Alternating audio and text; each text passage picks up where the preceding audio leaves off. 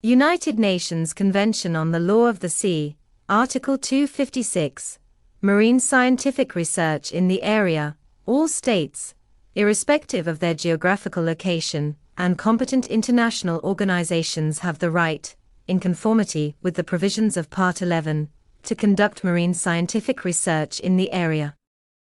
Article 257, Marine scientific research in the water column beyond the exclusive economic zone, all states, irrespective of their geographical location, and competent international organizations have the right, in conformity with this convention, to conduct marine scientific research in the water column beyond the limits of the exclusive economic zone.